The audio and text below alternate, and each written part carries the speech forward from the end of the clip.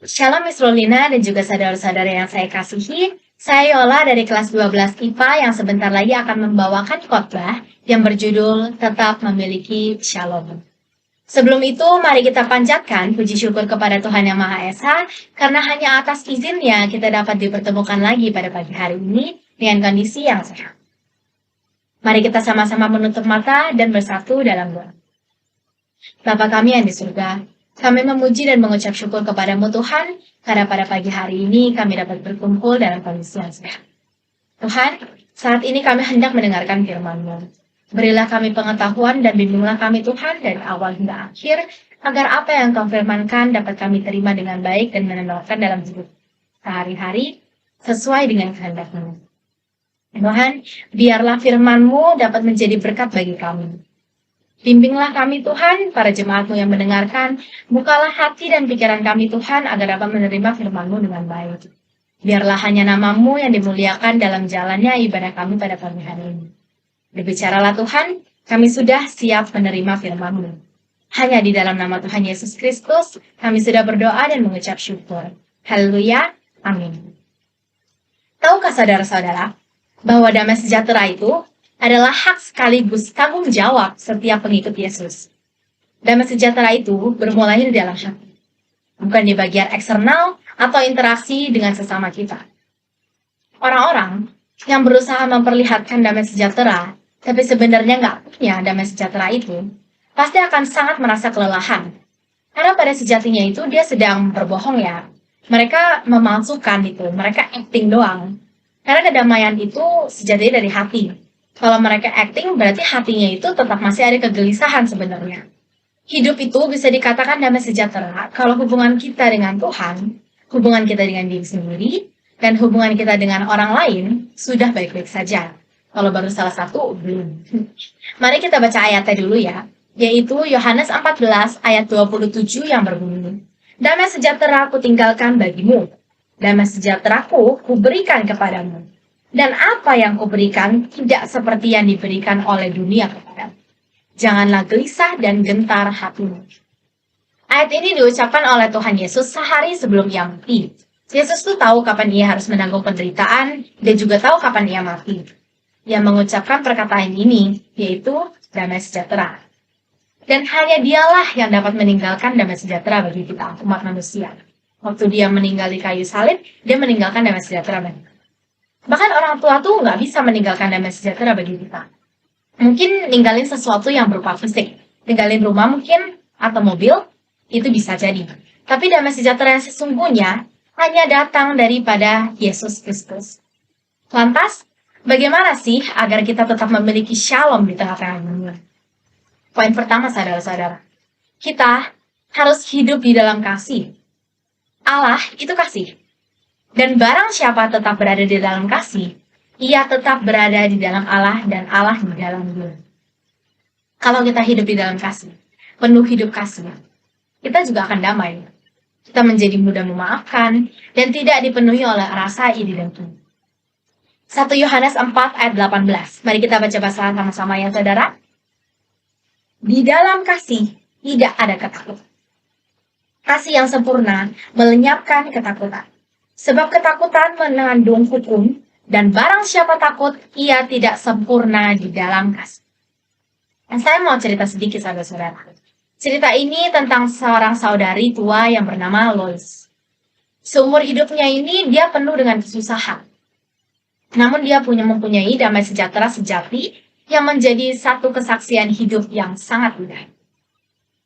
Jadi pada usianya yang 26 tahun, Lois ini sakit kusta. Berharap sakitnya disembuhkan, siapa sih yang enggak?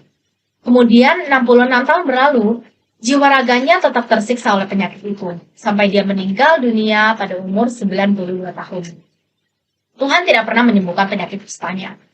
Kelanjutan iman yang teguh dan hatinya yang penuh kasih serta kedamaian itu, dia tidak pernah bersungut-sungut dan menyalahkan Tuhan, walaupun Tuhan membiarkan dia sakit kusta terus, padahal dia tahu Tuhan bisa menyembuhkan, Tuhan mampu kok, kenapa enggak?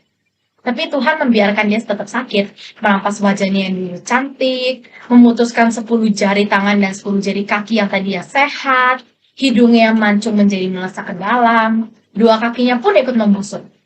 Separah itu Kalau orang lain mengalaminya, kemungkinan besar mereka akan menjadi ragu, tidak percaya, dan bersungut-sungut kepada Tuhan. Kayak, kenapa sih Tuhan membiarkan hal seperti ini terjadi padaku? Padahal emang aku salah apa? Padahal dosa manusia itu banyak kan. Namun Lois justru lebih suka cita daripada siapapun. Orang-orang yang datang menjenguknya itu sibuk mikir gimana ya cara menghiburnya. Malah dia yang menghibur mereka. Orang-orang yang datang untuk berdoa buatnya juga berpikir, gimana untuk cara berdoa dengan baik untuk buatnya. Dan malah sebaliknya, ia yang berdoa bagi mereka. Lois ini hidup terkekang dan sakit-sakitan di panti jompo. Tapi hatinya ini saudara-saudara, dipenuhi oleh damai sejahtera dan kemerdekaan. Lawan dari damai sejahtera itu adalah rasa khawatir dan ketakutan. Dan orang yang takut, ia sedang mengecilkan Tuhan. Tapi Lois ini dapat mengalahkan rasa khawatir dan ketakutan itu. Sebab ia tahu, ia telah menerima damai sejahtera yang sebenarnya dari Tuhan Yesus Kristus. Yaitu walaupun berada dalam kesusahan yang sangat besar, hati dapat tetap tenang, tidak merasa khawatir dan tidak takut. Kesengsaraan apapun tidak dapat merampas damai sejahtera yang sejati pemberian. Amin ya saudara-saudara. Lanjut ke poin kedua. Kita harus menjaga hati. Amsal 4 ayat 23 menyatakan, jagalah hatimu dengan segala kewaspadaan, karena dari situlah terpancar kehidupan. Seperti yang sudah saya katakan tadi, letak damai sejahtera itu ada di dalam hati kita, saudara-saudara. Oleh sebab itu, kita harus merawat dan menjaga apa yang ada di dalam.